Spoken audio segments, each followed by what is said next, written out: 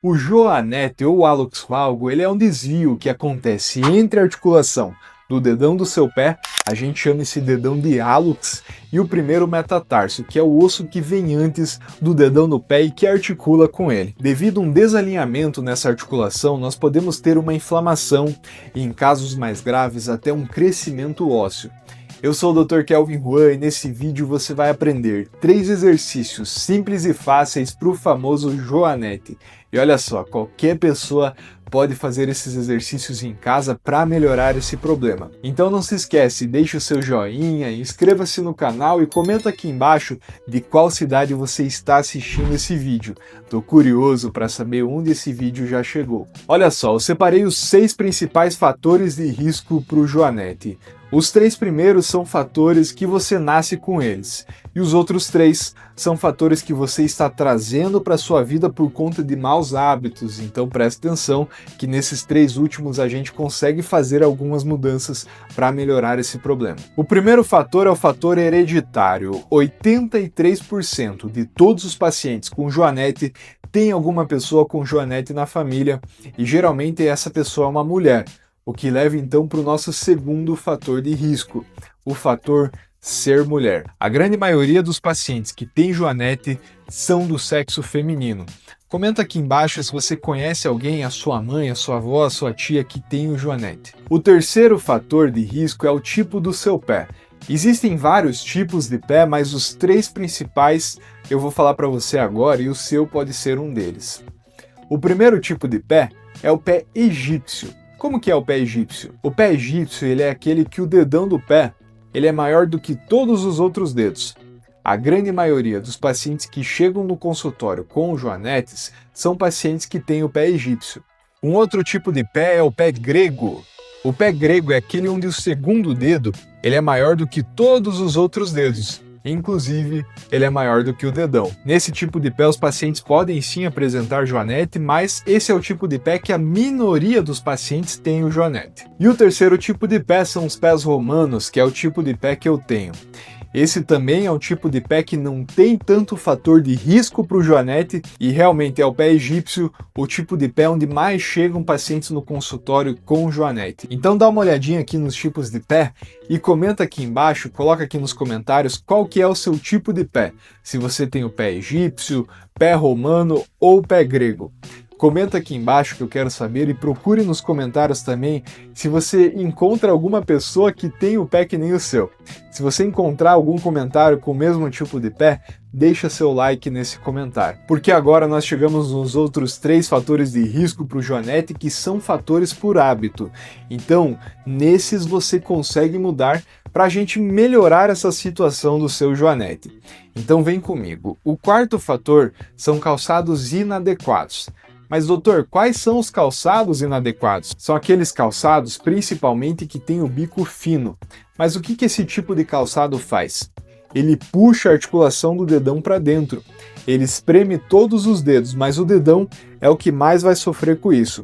Então evite usar calçados de bico fino, pelo amor de Deus. Tudo na natureza, inclusive nós nos adequamos, nós nos adaptamos ao ambiente em que estamos inseridos. Então se seus pés estão inseridos no ambiente apertado, os seus pés vão tentar se moldar a esse ambiente. Já ouviu falar em melancia quadrada, como que é feito? Faz alguns anos viralizou na internet fotos de melancias quadradas e não redondas como deveriam ser. Mas como que faziam para deixar a melancia quadrada? Eles plantavam essa melancia dentro de um cubo e essa melancia crescia dentro desse cubo na forma de quadrado. E é a mesma coisa com os seus pés. Se você colocar o seu pé num ambiente onde não é o natural, ele vai tentar se adaptar. E aí vem o joanete. Os calçados adequados são aqueles cuja parte frontal deles são mais quadrados ou mais arredondados e que não tem bico fino. Então, quando você for comprar um calçado na loja, você precisa se atentar a 2 fatores. O primeiro é que a parte frontal do calçado não pode ter bico. A parte frontal tem que ser redonda ou quadrada. E tem que ter espaço para os seus dedos também. Além disso, você precisa ir à loja ao final do dia para comprar os calçados. Se você for à loja na parte da manhã, o que vai acontecer? os seus pés eles incham no final do dia por conta que a gente fica mais tempo em pé. E quando a gente acorda de manhã, os pés estão menos inchados, porque a gente estava deitado, melhorando a circulação sanguínea. Quando você fica em pé, a lei da gravidade funciona. O sangue vai mais para baixo do que para cima e os pés ficam mais inchados no final do dia. Então compre calçados à noite, porque os seus pés já estão um pouco mais inchados do que de manhã. E se você for comprar um calçado na parte da manhã, o que vai acontecer é que quando chega a noite, seus pés incham e o calçado vai ficar apertado. O quinto fator de risco são pés planos, pés mais desabados. Então perceba seus pés e veja se eles são mais pronados, mais para dentro. Mas como que corrige isso? Com exercícios, e a gente vai ver todos esses exercícios depois, então fica aí que eu já vou te passar esses exercícios. O sexto e último fator de risco para o joanete é o enfraquecimento do músculo abdutor do hálux.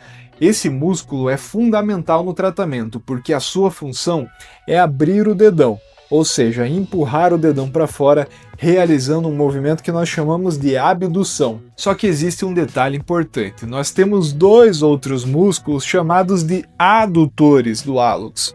A função deles é puxar o dedão agora para dentro. Perceba então a situação. De um lado nós temos apenas um músculo, que é o abdutor, tentando abrir o dedo, e do outro nós temos os adutores, tentando fechar esse dedão.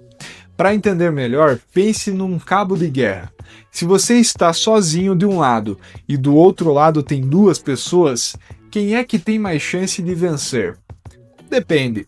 Se as duas pessoas juntas foram mais fracas que você consegue puxar a corda e ganhar o cabo de guerra. Mas se as duas juntas forem mais fortes, a vitória será delas. No pé acontece exatamente a mesma coisa.